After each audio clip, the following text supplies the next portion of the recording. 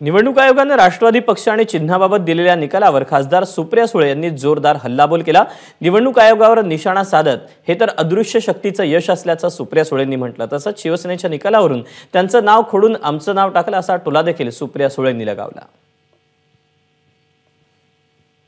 अदृश्य शक्ती त्यांचं हे यश आहे, कारण ज्या माणसांनी पक्ष स्थापन केला त्याच्याकडून पक्ष काढून घेणं हे पहिल्यांदाच देशाच्या इतिहासात झालं असेल।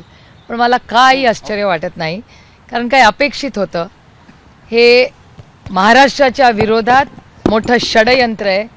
शिवसेना हा मराठी माणसाचा पक्ष, त्यांचा असंच केलं।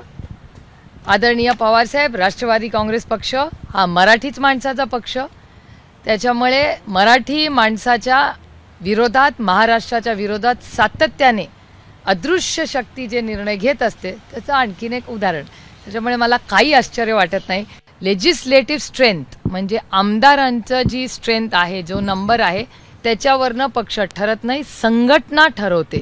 त्याच्यामुळे अर्थातच संघटना ही आदरणीय पवार साहेबांबरोबर आहे। त्याच्यामुळे आम्ही या ऑर्डरच्या विरोधात सुप्रीम कोर्टात जाणार आहोत। जर पवार साहेब 60व्या वर्षी शून्यातून त्यांनी राष्ट्रवादी काँग्रेस पक्ष उभी केली, पुन्हा करतील, उमेदीने पुन्हा करू, त्याच्यात काय। आणि एवढं केलं तरी आम्ही सुप्रीम कोर्टात जाणारच आहोत, कारण का शेवटी हा पक्ष आदरणीय पवार साहेबांचाच आहे, हे सगळ्या देशाला माहिती आहे। त्याच्यामुळे त्याच्यात काही नवीन नाही। पण ठीक आहे, ज्या पद्धतीने त्यांच्याकडून तो काढून अदृश्य शक्तीने ओरबाडून घेतलेला आहे, ठीक आहे, हरकत नाही। आता कसं आहे, आता तसंच आहे ना, शिवसेनेची ऑर्डर, नाव फक्त बदललं, शिवसेनेचं नाव काढलं आणि तिथे राष्ट्रवादी काँग्रेस पक्षाचं नाव ठेवलं, काही वेगळं नाही केलं।